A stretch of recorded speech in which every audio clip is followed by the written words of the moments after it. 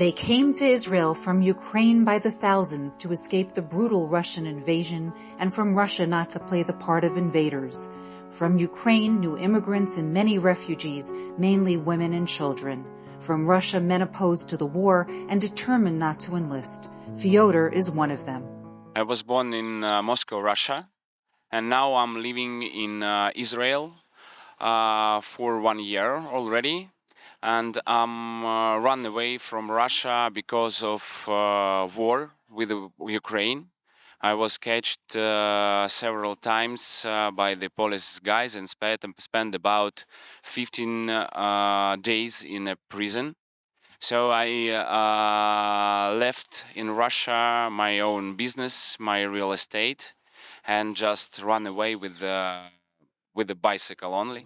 This young woman, whom we will call Dasha, left Russia to safely continue her work as a journalist for an opposition magazine now banned by the Russian government. In order not to endanger her family, who remained in Russia, she asked us to disguise her face and voice. And I'm an opposition journalist, writing in Russia and about Russia. I moved to Israel 2 years ago, and I was thinking if I should make Aliyah or not, if I should stay here. But I was seeing that the situation in Russia is getting worse, and when the war started, I decided that I made the right choice because it's dangerous for me to work from Russia now.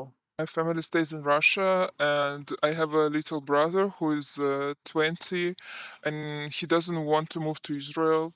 I don't know why, and I'm afraid that he can be drafted into the army. Israel is home to the largest Russian-speaking community outside the former Soviet Union. Until the outbreak of the first hostilities in Donbass in 2014, Jews and non-Jews from Russia and Ukraine coexisted smoothly. They felt part of the community.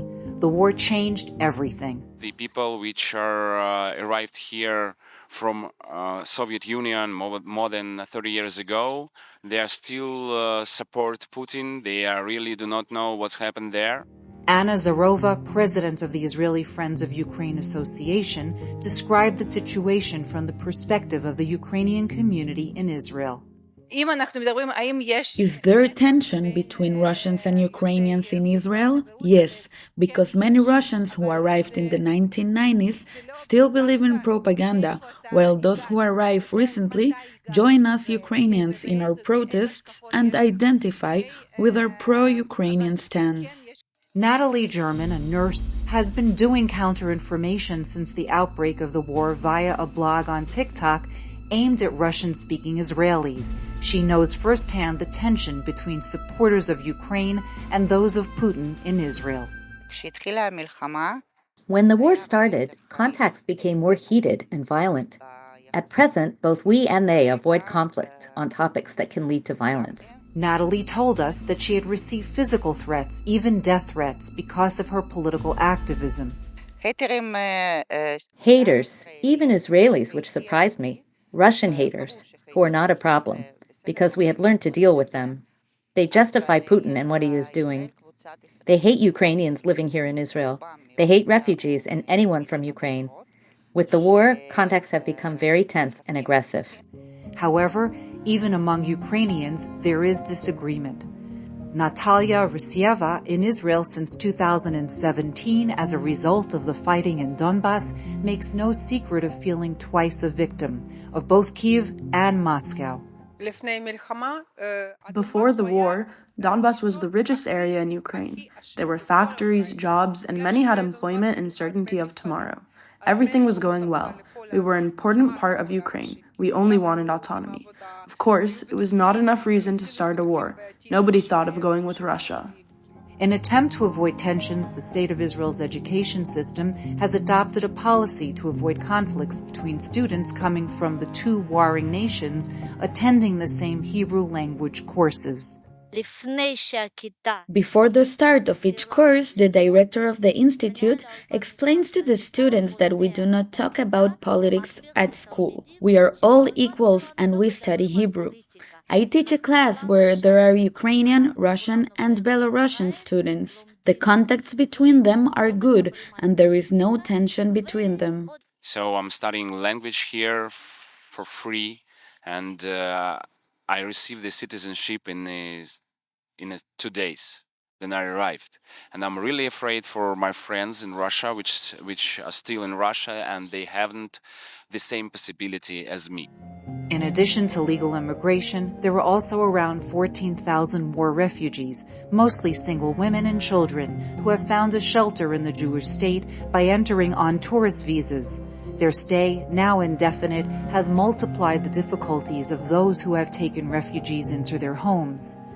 Israel has not granted those fleeing Ukraine the status of war refugees in order not to alter the already fragile relations with the Russian Federation. Refugees in Israel are women with little children. I help those in need with food, money, medicine, and more, and by giving them a comfortable shelter. I have a woman with a daughter. I'm looking for a flat for them. She is having a difficult time. Lena Dubrovin and other volunteers provide those services that the State of Israel does not offer to refugees.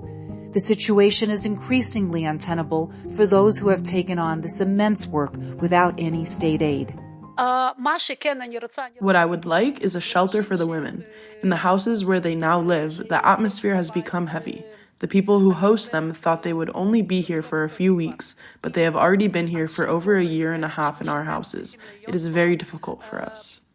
In Lena's home, 20 Russian and Ukrainian children are cared for on a daily basis. 7-year-old Oksana traveled with her mother the same route as thousands of others fleeing the war to Israel. She left behind her father and older brother, who are in the Ukrainian army and are fighting on the Donbas front.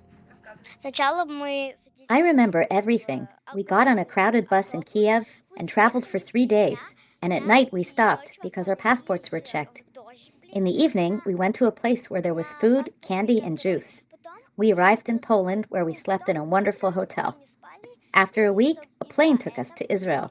Israel has sent humanitarian but not military aid to Ukraine, despite the use of Iranian weapons by the Russian army. Given the Russian presence in Syria, there is a need for a channel between the two countries, which has created a political stalemate. Israeli caution is viewed with particular irritation by citizens of Ukrainian origin. The Nova Kakhovka Dam was blown up and a large area was destroyed. Whenever there has been some disaster, Israel always sent aid to the population in Turkey or Haiti after the earthquake. For Nova Kakhovka and its region, nothing was done. We have repeatedly asked for an official reaction from the government, but there has been none. However, we understand that Israel is in a problematic position given the alliance between Iran and Russia. Recent developments in the Russian-Ukrainian war cast heavy shadows on the future of Jewish emigration from these war zones to Israel. In particular, President Putin's words at the St. Petersburg Economic Forum on Zelensky's Jewishness caused dismay. I have Jewish friends who say that Zelensky is not Jewish enough. This sentence only serves as a reminder that he is Jewish and is not said towards Russians, but is directed at Ukrainians to ignite new anti-Semitism. Ukraine within the USSR was an anti-Semitic nation, but much has changed. Ukraine is now independent and wants to join the EU. The population has changed, and the proof is that a president with Jewish origins was elected. Anti-Semitism in the Ukraine is much, much less present than Putin thinks. Just yesterday, I spoke to my brother, a new immigrant who still hasn't decided whether to stay. He arrived a few months ago and told me that the situation in Russia is terrible and that he expects the beginning of a wave of terror against Jews in Russia. Some are afraid they won't be able to leave Russia. And there are several reasons why I'm afraid of my parents in Russia. Because the first one is that the Aliyah could be stopped by the Russian government. And the second one is the anti-Semitism in Russia is rising from year to year. And I want to relocate them here as soon as possible. From Bat Yam, Michael Safardi reports for the Media Line.